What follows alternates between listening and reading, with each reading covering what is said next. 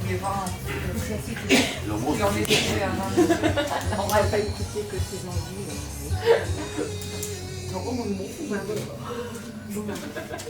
Ça va, je m'appelle Victorine Alice, je suis photographe et membre du collectif Hors Format.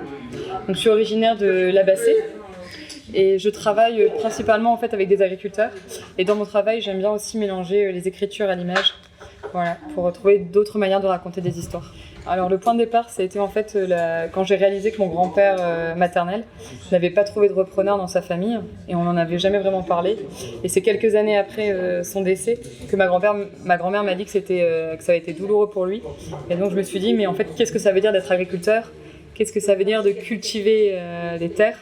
Et donc j'ai voulu aller rencontrer d'autres personnes qui avaient peut-être vécu ça autour de la ferme, principalement dans le nord de la France, mais je suis allée aussi dans le sud-ouest, et également en Normandie, voilà. Et aussi bien sûr en Avesnois, avec cette série des silences habités. Alors l'idée c'était assez simple, c'est que j'ai pris l'appareil photo, enfin les appareils, puisque j'ai travaillé avec un appareil numérique, mais aussi avec un Instax, enfin, c'est du film instantané en fait. Et donc j'ai suivi une route goudronnée en partant de Ramouzy pour aller voir qui cultivait en fait dans les fermes qui bordaient cette route.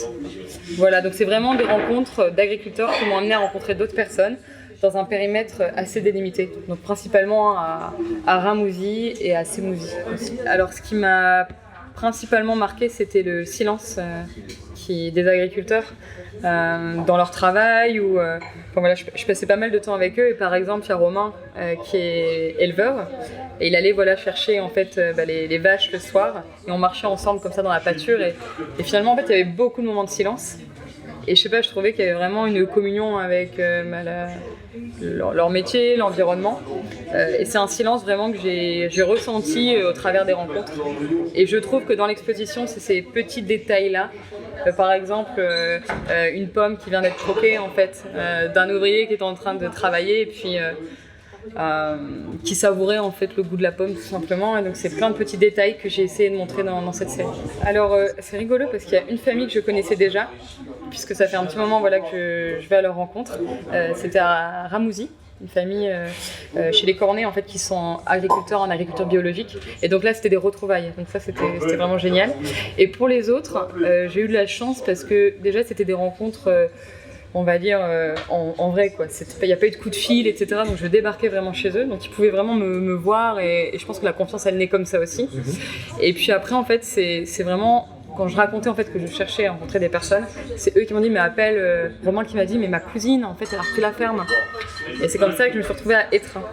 Donc c'est vraiment de fil en aiguille en fait. Eh bien on va dire en fait je travaille également à l'étranger, notamment en Palestine et en Israël.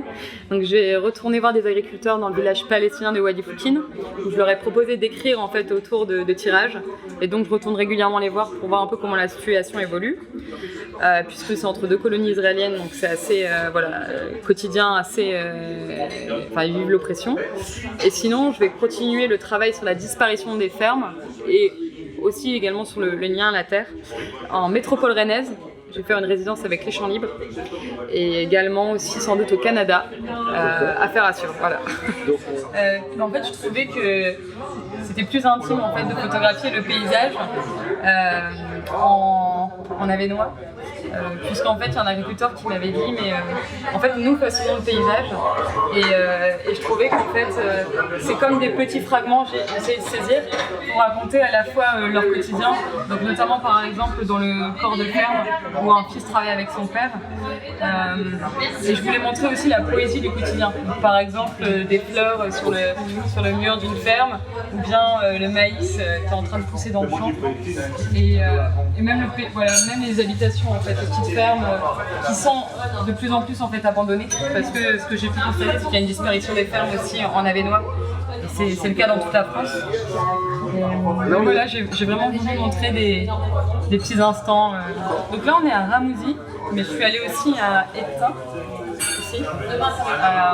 Je me suis baladée à Sémouzy aussi. Voilà, donc c'est vraiment une errance en fait sur les pays, enfin, sur les routes bitumées de l'Avesnois.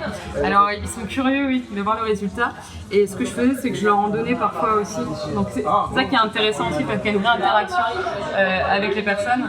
Et je trouve qu'il y a vraiment oui, un côté beaucoup plus intime en fait, d'avoir ce petit appareil avec moi dans le sac. Alors en fait oui, je photographie au film instantané depuis déjà 2021. Et j'ai jamais osé, je pense, l'exposer en tant vraiment que voilà que je photographie. Et je trouve qu'en fait, le fait de les voir là sur le mur, je me dis que c'est bien l'image en tout cas de ce que j'ai envie de montrer. Voilà.